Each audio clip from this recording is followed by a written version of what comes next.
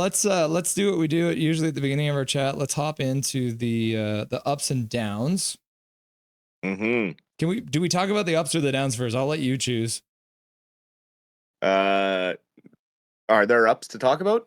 I mean, there was a good maybe 3 minutes, maybe after Chicago had started looking really good, kind of running the Canucks around. The Canucks did come back and they did have some zone time, got some good chances. I mean, that's probably as much of an up as you're going to get out of that period. Yeah, that's kind of what I had noted was a good solid start, but still nothing to show for it. We get good 3 chances there, and they turn it around, and Juleson gets caught puck watching instead of taking the body. We have all these big physical defensemen. It'd be a shame if they were big physical players. If, part of it is he hasn't played much, Right. so that's a struggle when you got these guys cycling in and out constantly on that third pairing. Brandstrom tried to make up for getting walked by throwing a huge open ice hit. Mm-hmm. But, what does that say about the rest of our team's pushback when the smallest guy on our team is throwing the biggest hits? Yeah, I'll call the Brandstrom hit an up. That was nice to see. Yeah, that's an up. But he got other than walked that, too, I mean, right? yeah, he got walked, but that's part of his knock is he's small, right? So that's where, he did what he could. Shelov's made the first save, but then Juleson just needs to turn around and take Mikheyev's body or take his stick. Shelov's will worry about the puck. That's his job. He's the goalie. He will find the puck, but too many times we got our big guys looking down. Myers last game, Hronik last game.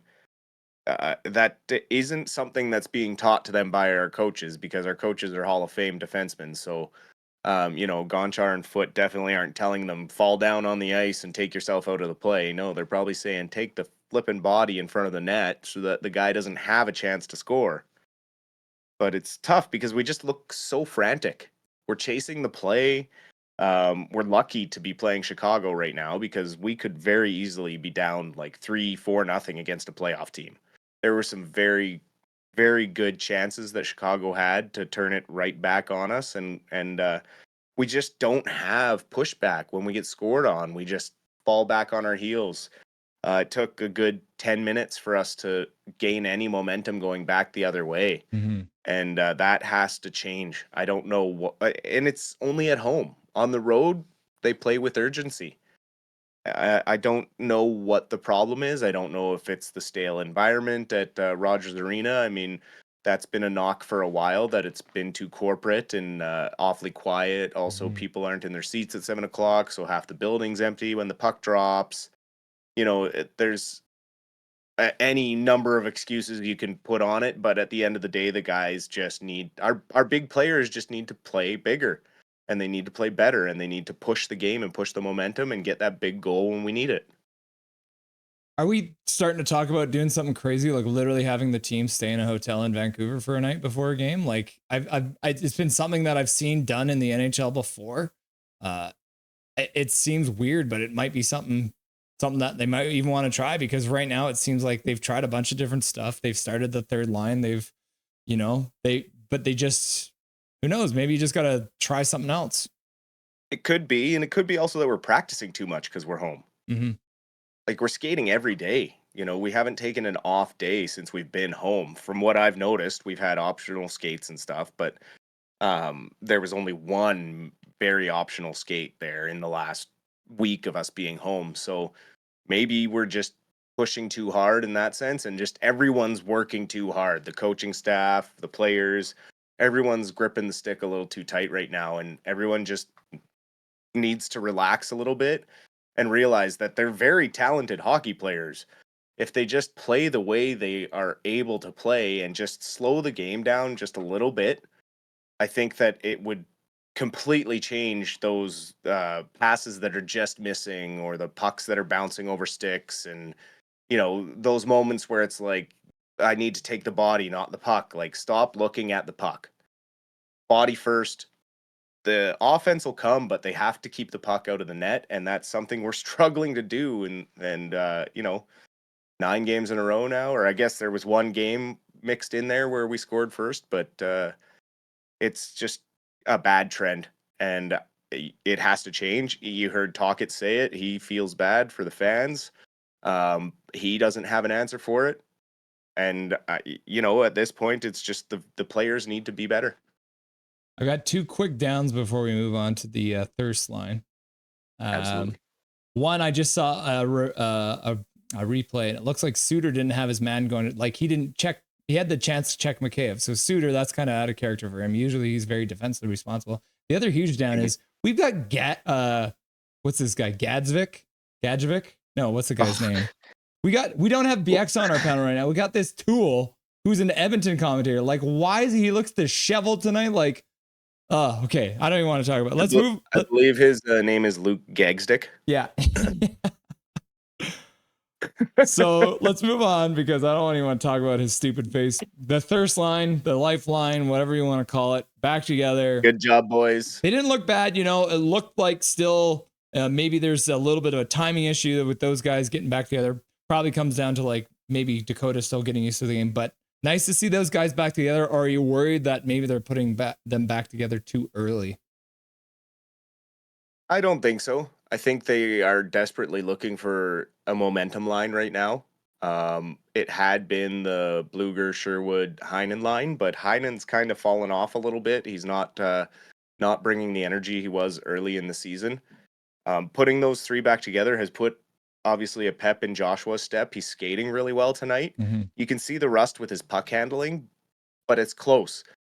He actually looks a lot better than last game. I would say, it looks like he has 3 or 4 games in between, but he definitely, I think he just needs to get that one either assist or goal, and that line will be clicking just like it was last year, consistently able to turn the momentum when you need a line to. Pushback is something we're desperately missing. After goals, after we get hit big, like when things are happening and you need someone to go out there and you need a line that will always push it into the offensive end and push the momentum with a big hit or even have a chance for a big goal. That's that line that we've relied on so heavily, and hopefully they can find that magic real soon because we need something to change because there's just nothing. It feels stagnant. It feels like we need some magic to happen here. Yeah, I agree with you. Yeah, Joshua looks a lot better, and I mean, it could even be as simple as one of those things where now the nerves have come off a little bit because obviously first game back, and even just like it's one of those things with hockey and sports interviews in general. Like you got all these reporters standing around just grilling him about his physical condition. It's like, bro, just came back from cancer, and you guys are sitting here and just grilling him about how his body feels. Is like, you can only answer that question so many times. So I'm hoping maybe this is a good sign that he's looking better, feeling better, and like you said, that energy from his buddy Connor Garland, the Step Brothers. I'm gonna start calling them now. Looking good. So I'm glad the thirst line is back together, and I think I'm thinking maybe Joshua scores the first goal for the Canucks tonight. That would be huge, just for the building as a whole. The fans and everything, get some life in the building, get some energy. That would really blow the top off the place if he could get a goal. Oh yeah. So next topic, and we've talked extensively about this over the last couple of days because I have literally written a strongly worded letter which I sent to you, which I sent to the Vancouver Giants.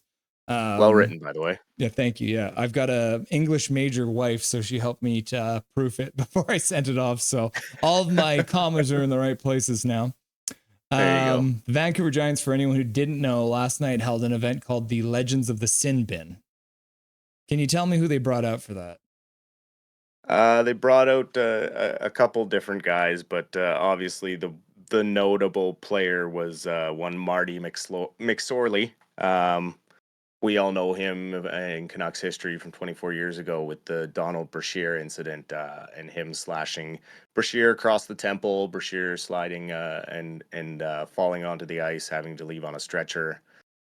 Probably the ugliest moment in the National Hockey League's history. One of.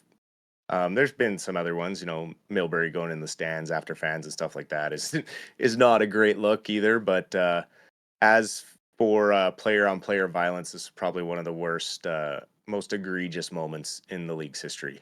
Well, and in my letter to the Giants, I said it like at the end of the day, it's 24 years later. You know, I believe in second chances. But the thing was, and the thing that really made me angry was the interview that he did promoting his appearance on the Halford and Bruff show on Sportsnet 650, where he took absolutely no responsibility. He blamed everybody. He blamed people smiling. He blamed the media. He blamed both coaches. He did everything he could to deflect any criticism away from himself. It's unreal. Like, are we just seeing a man who's gotten hit too many times in the head, or do you think he just absolutely believes that he was in the right? I don't know. Honestly, you'd have to be delusional to make that play in the first place. So maybe it just is something like that. Like you say, yeah, people do deserve second chances, but most of those people realize their mistakes and learn from them and show some humility.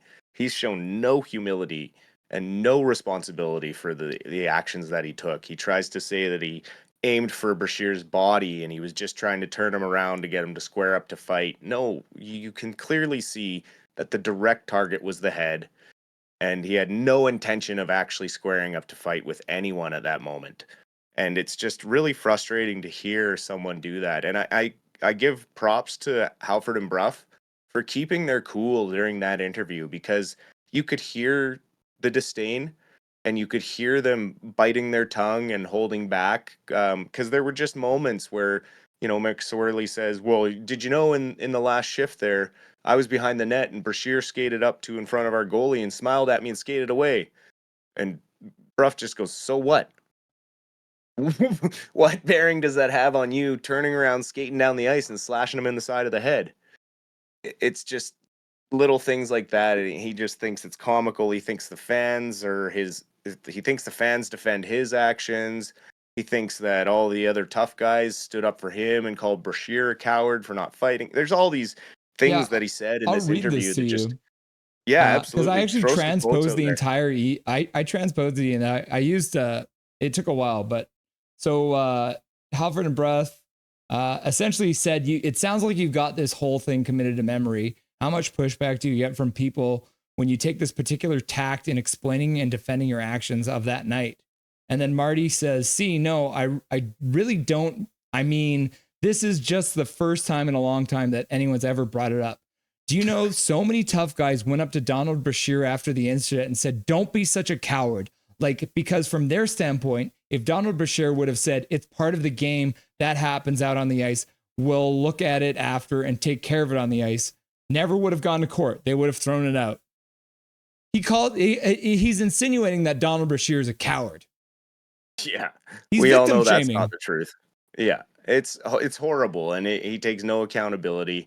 It was an assault with a weapon, and the judge saw it as such, and it was determined in the court of law that he was guilty. And yeah, as far as I'm concerned, it was a big misstep by the Giants bringing him in as a mentor and someone that junior hockey players should be looking up to, and that's just not right, and that doesn't sit well with me. And you would think the Giants organization, with a very good history of doing great things, toy drives, things like that, would have a better finger on the pulse for a local issue that, even though it happened so long ago, it's something that shouldn't have been overlooked. And yeah, I'm sure it will sit poorly in the mouth of a lot of fans, I think. Well, I tuned in because like I haven't actually paid attention to the Giants in years, but I tuned in just to check out because they were interviewing these three tough guys they brought in for the Legends of the Sin Bin. And so they introduced them, and I can tell you that there was not a lot of cheers for Marty McSorley. There wasn't boos, but you could hear there was cheers for the other two guys, a pretty good round of applause. When they announced Marty McSorley, I did not hear a lot of people cheering. He was lucky that when they did the ceremonial puck drop at the beginning of the game, they actually had all three of them come out at the same time. Because I almost guarantee if he had come out there alone, he would have been booed off the ice, and it would have been great to see. But unfortunately, they had all three guys come out together, so they got a round of applause. I'm going to read you one other thing from the interview here. Halford and Bruff said, if you were to speak to Donald Brashear, what would you say to him? And Marty says, it would be different than if like Sandy McCarthy and we had a number of fights Proby and I had a number of fights, and I saw those guys and spent time with them, and I really enjoyed those guys. And those guys, we understood each other. We were performed on the ice. We stood up to how the job. Guys like Clark Gillies and Dave Semenko before us did their job, and guys like Gino Ojic, which he butchered Gino Ojic's name too, which pissed me off, did his job with class. It's a tough job, a very tough job with class. I'm not sure about the other one. So he refers to Brashear as the other one, essentially saying I would not have anything good to say to him. Yeah, just no respect there, no remorse, and good riddance to Marty McSorley. Yeah, so hopefully I have not received a response. I did email it late last night, so I doubt I'm going to hear anything back from the Vancouver Giants, but I did try to get that out there. My buddy Jason's like, you need to send that letter to the province, so I've actually sent it over to the province newspaper. Who knows if it goes anywhere, but I would love to have that letter get out there because it just makes me sick to my stomach to think that they thought it was a good idea to bring that goon in here.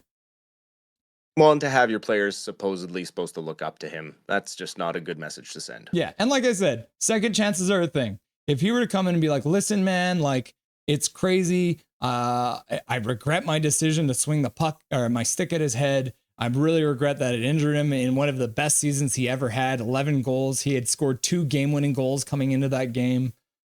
So yeah, absolutely terrible to have him representing the NHL as a tough guy. So we didn't have time to obviously get into the Abbey Canucks. We actually have 2 games to talk about. They played the other last night and they played tonight. So we're going to hang on to those 2 topics. We'll get into that in the post-game show tonight. Anything you want to see from the Canucks to start this second intermission or second period? We got to see a push here. I wouldn't be surprised if we saw the third line out there to push hard and get us some offense. Maybe draw a penalty. Be nice to see a power play here. Yeah. And get a quick goal and turn this thing back the other direction. Awesome, Dustin. Thanks for joining me, and we'll see you in the post-game show. Sounds good, man. Nothing is perfect.